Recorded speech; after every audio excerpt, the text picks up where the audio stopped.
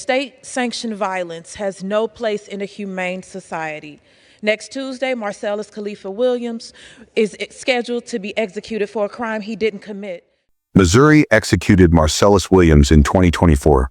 Despite DNA evidence that could have proven his innocence, the last-minute plea denied. His final words, "All praise be to Allah in every situation." Prosecutors had actually asked for his execution to be halted. A chilling case of life and death hinging on the reliability of DNA. But it wasn't the DNA that decided his fate. It was a flawed justice system that couldn't let go. The courts ignored new evidence that could have rewritten everything. DNA testing was contaminated. Yet, it wasn't enough. Why? Because Marcellus was already set to die. Once the wheels of the system started turning, nothing would stop them. How far will you push the limits of justice before you run out of time? His execution went ahead.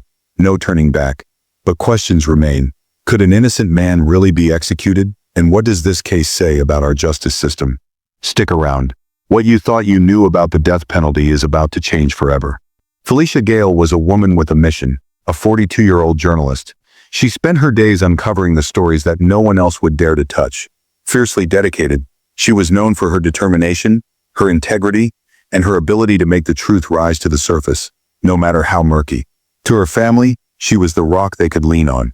To her colleagues, she was a professional they respected deeply. But on August 11, 1998, Felicia's own story came to a sudden, horrifying end. Her life, snuffed out in a brutal murder inside her own home, would spark a decades-long fight that would drag her name and her family's grief through the courts and into the national spotlight. Marcellus Williams was arrested just weeks after the murder. The evidence against him was circumstantial at best, but it was enough for a conviction. The trial was swift, and the verdict was clear. Williams was guilty of Felicia Gail's murder, but for years, doubt lingered. Williams, a man with a troubled past, had become the face of a system that didn't care about the possibility of a mistake. The fingerprints, the blood, the proof, it all seemed too convenient. His defense team screamed about the flawed evidence, but the system didn't listen. His fate seemed sealed. Yet as time passed, new questions began to surface. Was it a case of the wrong man being convicted, or was there something darker lurking beneath the surface, something that no one was ready to face? Marcellus Williams was born in the heart of St. Louis, Missouri, a city where poverty and crime were constant companions for many. From the moment he entered the world, it was clear that life would not hand him an easy path. Raised in a neighborhood where survival often came at the cost of morals, Williams' upbringing was anything but ordinary. His mother, a woman who struggled to keep a roof over her children's heads, couldn't offer him the stability he needed. His father was long gone, a fleeting presence in his life, and in a world where violence was just another way of life, Marcellus was pushed into survival mode from an early age. By the time he was a teenager, Marcellus had already experienced the worst of what his environment had to offer. Expelled from school for fighting, he found himself wandering the streets, a product of a broken system. The usual signs of trouble were there: anger, aggression, and a deep distrust of authority. But was it his fault? Or was he simply a victim of his circumstances? Could a different upbringing have steered him away from the path that led to his eventual arrest? The answers would only become clear much later. Marcellus had already dipped his toes into the criminal world. By the time he hit adulthood, petty theft, street fights, and other minor offenses were enough to get him in trouble with the law. He spent time in juvenile detention, a revolving door for kids who grew up the way he did. But even then, it was clear something wasn't right. Marcellus wasn't a born killer, but he wasn't exactly innocent either. His criminal record was an open book, one full of small-time offenses that built a reputation, one that would come back to haunt him in the years to come. Then in 1998, the murder of Felicia Gail would change everything. Marcellus Williams found himself caught in the whirlwind of a case that would define his life. At first glance, he seemed like the perfect suspect. His criminal history made him easy to pin as the culprit, even though the evidence didn't match. The fact that Marcellus had been arrested for minor offenses made it easy to believe that someone with a past like his could be capable of a violent crime. After all, people like him were already labeled, but as the years wore on, a troubling question emerged. Was Marcellus just another casualty of a system that didn't care about the truth? Could the very same circumstances that had led him to his run-ins with the law be the same factors that influenced the jury's decision to lock him up for a crime he might not have committed? There were plenty of clues pointing to a systemic failure, not just a criminal one. This was the foundation of Marcellus Williams' story. He was a man born into a broken world, and that world had shaped him in ways that no one could ever fully understand. Was Marcellus Williams a product of his environment, or was he a victim of it? That question, in the end, would haunt not just him, but everyone who watched his case unfold. The murder of Felicia Gail was swift and brutal, a senseless crime that shocked the small community in St. Louis. The 42-year-old journalist was found in her home, dead, her life ripped away in the dark hours of the night. But who could have done this? The investigation seemed to offer only one name: Marcellus Williams. Within weeks, police arrested Williams. The case against him seemed straightforward. Eyewitnesses had claimed they saw him near the crime scene. A bloody fingerprint was found on the victim's door. To the prosecution, it was enough. But the truth was much murkier. The timeline of the crime was shaky at best. Felicia Gail's body was discovered in the early morning hours, but the exact time of death was never conclusively pinned down. The prosecution's theory was simple. Williams, with his criminal history, was the obvious suspect. They argued that he was desperate for money and saw Gail as an easy target. Yet no clear motive emerged. No forensic evidence tied Williams directly to the scene in a way that could eliminate all doubt. Still, the prosecution pressed on. The bloody fingerprint, they argued, was damning enough. But the defense countered. They pointed out the inconsistencies in the evidence. Fingerprint analysis at the time wasn't perfect. It could have been a result of contamination. No weapon was ever found, and no clear connection to the victim was established. The defense's case was simple.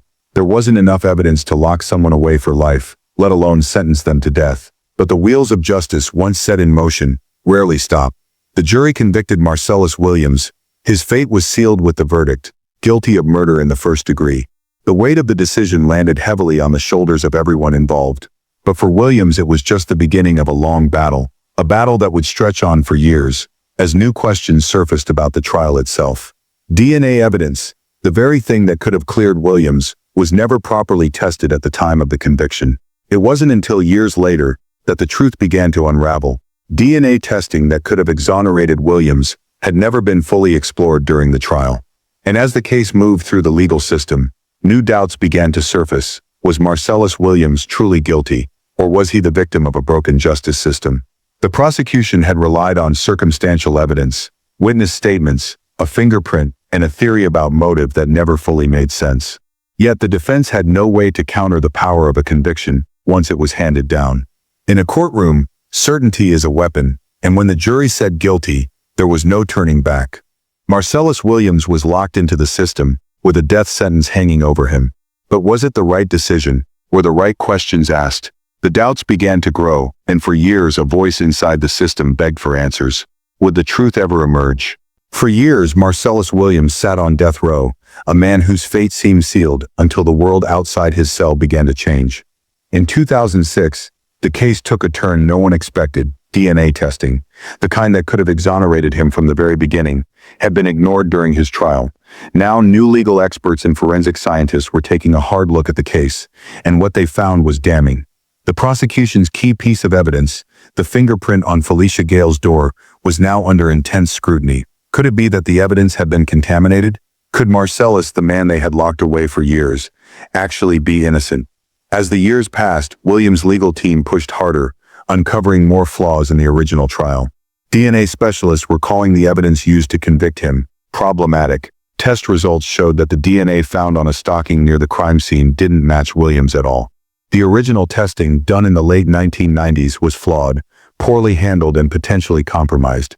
Experts now claim that the forensic evidence that had sealed his fate wasn't just inconclusive, it was possibly tainted. With each new finding, the truth seemed further out of reach for the state of Missouri, but it was inching closer for Williams.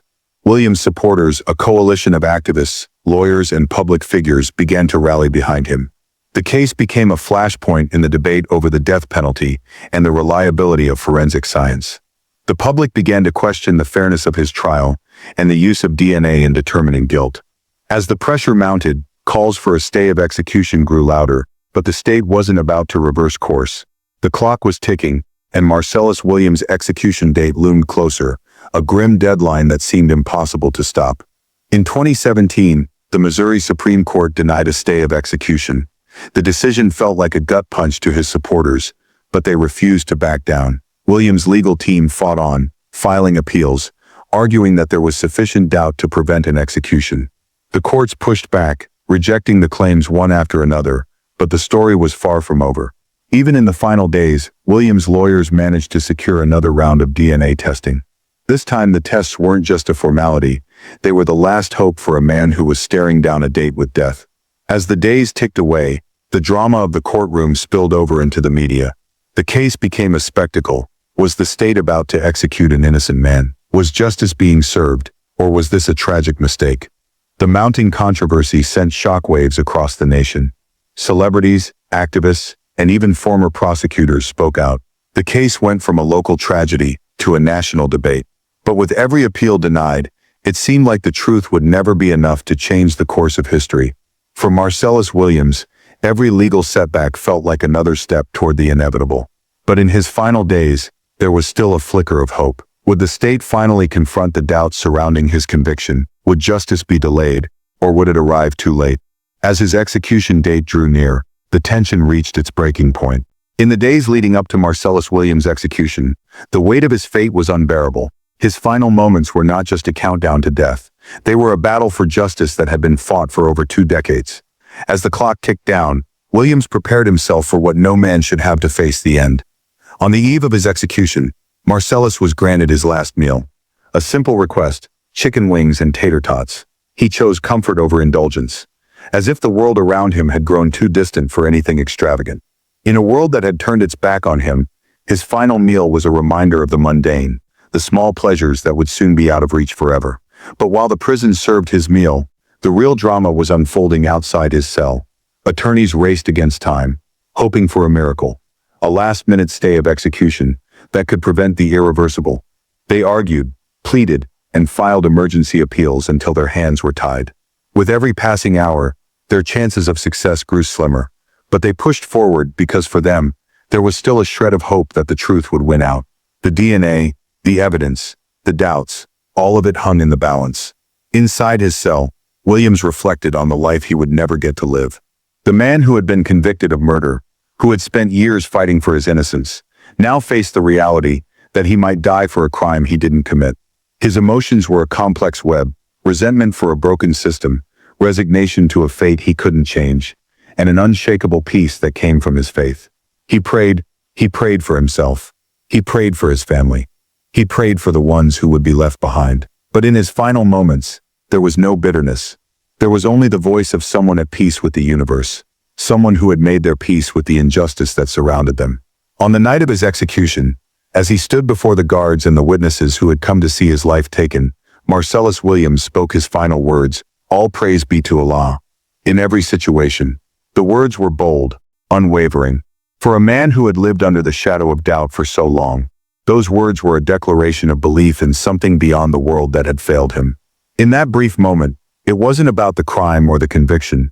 It was about the power of faith and the human spirit standing tall in the face of death. The finality of his death would echo far beyond the prison walls. The controversy, the questions, the uncertainty, they all lived on. But Marcellus Williams was no longer a name on a case file. He was a man who had been caught in a system that couldn't take a second look. A man who left the world on his own terms, in a moment of defiance and dignity. Marcellus Williams' execution didn't silence the debate. It ignited it. The state of Missouri had done what it always claimed was necessary.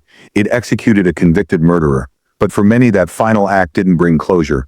It fueled a firestorm of doubt, questions, and accusations. The very system that claimed justice had failed was now the target of a national outcry. Media outlets were quick to jump into the fray. Journalists, legal experts, and activists lined up on opposite sides, dissecting every piece of evidence in every moment of the trial. Could DNA evidence have been the key to Marcellus Williams' innocence? Why had it taken so long to test the DNA that could have exonerated him? Public protests erupted, especially after the discovery that the forensic evidence used against him had been mishandled. Social media exploded with support for Williams. #Justice for Marcellus became a rallying cry for those who believed the justice system had failed him. Celebrities, human rights advocates, and even former prosecutors publicly questioned whether Missouri had executed an innocent man. The backlash against the death penalty grew louder, as a result, with many now pointing to Williams' case as proof of the system's deep flaws. The case became a symbol of everything wrong with the way death penalty cases were handled. How unreliable evidence, poor legal representation, and systemic neglect could cost a man his life. Critics weren't just calling for reform, they were demanding a complete reevaluation of how we use DNA evidence in the justice system. For years, DNA had been hailed as the ultimate tool for solving crimes. But here in Williams' case, it had been ignored, compromised, or simply mishandled, raising the horrifying question, how many other people, sitting in cells or on death row, might have faced the same fate. Despite the outcry, the case never truly found its resolution. The questions were left to linger. Was Marcellus Williams truly guilty, or had he been swept up in a system more interested in closing cases than uncovering the truth? His execution, meant to be the final word, only left more unanswered questions in its wake. The lingering doubt haunted the case. Did justice prevail, or was this simply the state doubling down on its previous mistakes? And the most disturbing question of all, how many others were out there, like Williams, whose innocence could never be fully proven? The damage was done. The case of Marcellus Williams became a grim reminder that the death penalty, once thought to be the final word in justice, might just be the beginning of an even darker conversation. The silence left behind by his execution wasn't the sound of justice. It was the echo of a system that couldn't afford to admit it was wrong. Marcellus Williams' death marks more than the end of one man's life. It's a stark symbol of everything that's wrong with a system that can't always tell the difference between justice and error. His case raised uncomfortable questions that still echo: how many innocent people sit on death row condemned by evidence that's either flawed or ignored? Was Marcellus guilty, or was he simply another victim of a justice system that had already made up its mind? As the debate rages on, we're left to wonder, can any execution be truly just when the chance for mistakes is so high and when the penalty is death? How can we ever undo a wrong? These are the questions that will linger long after the last gavel falls. What do you think?